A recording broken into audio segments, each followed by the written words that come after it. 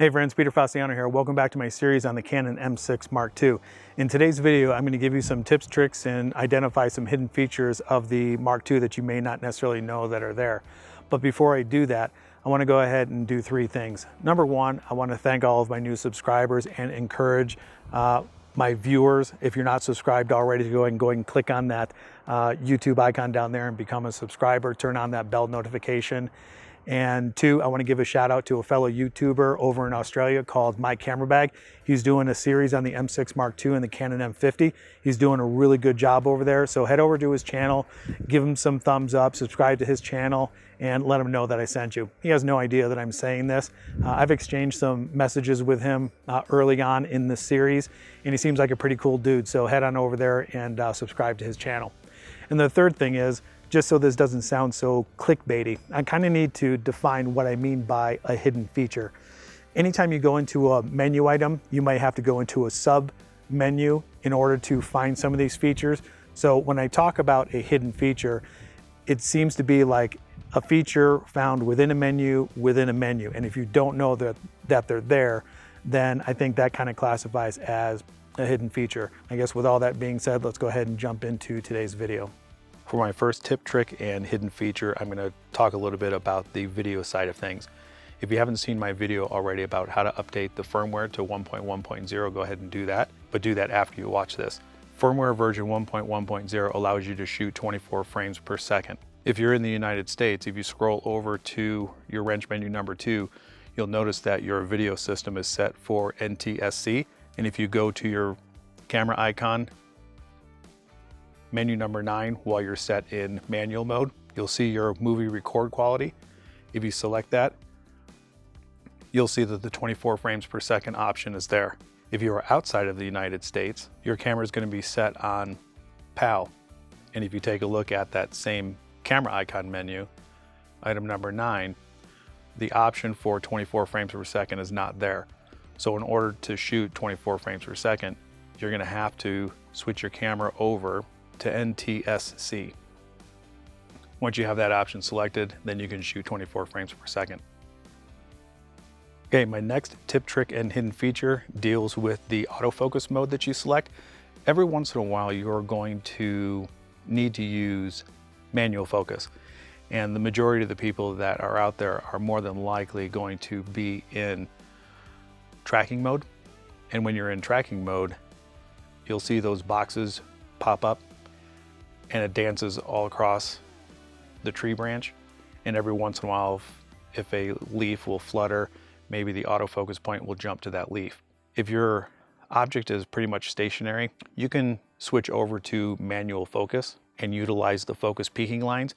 I don't know if you saw that, but when I switched over, you saw some red highlights appear on the tree. If you move the focusing knob, you'll see those focus peaking lines move through your frame. So if you know for a fact that your object, and in my case a bird, is going to land on this tree right here, I don't have to keep my eye on the viewfinder. I can just go ahead and watch the bird, and then as it approaches the branch, I can just go ahead and start taking pictures, and I can get the bird in flight landing directly on that branch. Now the trick to this, if you kind of see down here, there's a magnifying glass. If you want to make sure that you are in absolute crisp focus, you can go ahead and click on that magnifying glass and it will zoom in 5 times. As it zooms in 5 times, just move your focusing ring until the object's in focus. If you want to zoom in even more, you can click on the magnifying glass one more time. It'll zoom into 10, and the exact same thing. Just move your focusing knob until you see the focus peaking lines show up. And again, if you don't know what focus peaking is, you can take a look at one of my videos.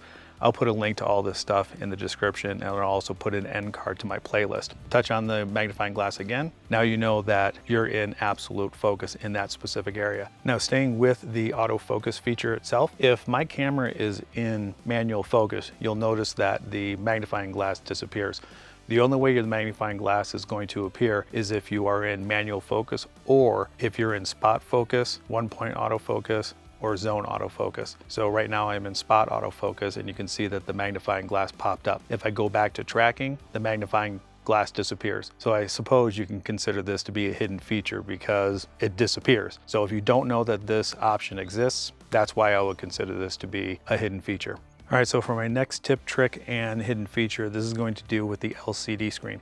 As you can tell right now, my LCD screen is overloaded with information, but you can customize this to suit your purposes. And how you do this is you go to your wrench menu, number 4, shooting information display. That'll bring you to a sub menu of screen information settings, and you have 5 options. Option number 1 is going to give you information on the top and the bottom. So you have your battery life, how many pictures you've taken, you've got your quick menu, and you've got your shooting information down at the bottom. Option number 2 is going to add information to the right and the left sides. And it's important as you double touch these things to activate it, make sure that you're hitting OK in order for it to register the settings. Option number 2 now gives me information on the right and left side. If I go to option number 3, this is where I get completely overloaded.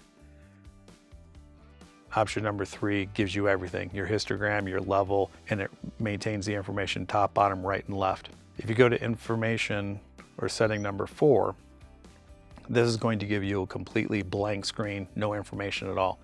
If you have pressed the shutter, you'll see your shooting information, but when you let it go, you're just left with a blank screen. Option number 5 has to be activated with another option in order to see it.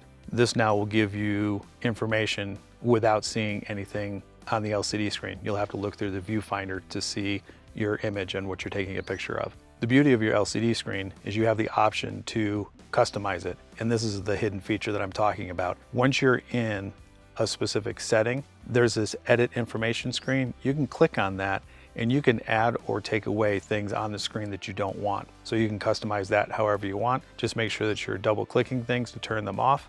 Once everything is turned on, make sure that you're hitting OK, OK again, and now your screen is customized to what you want. So you don't have to use those presets, but the presets that are there seem to cover all the options. So now the tip that I need to give you for this one is your level is not always going to be there. It depends on what type of autofocus mode you're in. So right now I am in my spot autofocus and I have the level. If you're in any of these 3, spot autofocus, 1-point autofocus, or zone autofocus, your level will appear. If you're in tracking mode, your level disappears. If you're in tracking, don't freak out if your level disappears. It'll show back up when you change back into different autofocus modes. Okay, so for my last tip, trick, and hidden feature, this deals with your playback button. After you take a whole bunch of pictures, if you want to scroll through, just push your play button. On this little wheel, you can scroll to the right or you can scroll to the left and you can see all the pictures that you've taken. If you want to zoom in on one, since the Canon has a touchscreen, you can just go ahead and zoom in. You can pan around, you can zoom back out. And then if you want to take a look at all of your thumbnails, just continue to zoom back out until you see the thumbnails, and then you can scroll through your images until you find the one that you want. If you want to see smaller thumbnails, just go ahead and scroll in even more, and then you end up with really small thumbnails. Expand it back out, and eventually you'll get back to normal, if this is your normal, and you can scroll through and take a look at the photos that you want to take a look at. So on this one, I can scroll in, I can check for focus, and then we're back to normal. Alrighty guys, that's gonna about do it for me today. If you guys know of any tips, tricks, or hidden features in the camera, go ahead and post them down below. Remember, go over to My Camera Bag, check out his channel, and if you're not a subscriber already, go ahead and subscribe to my channel. Give me a like, some thumbs up, turn on that bell notification. Hope you guys enjoyed this one, and I will see you next time. Bye.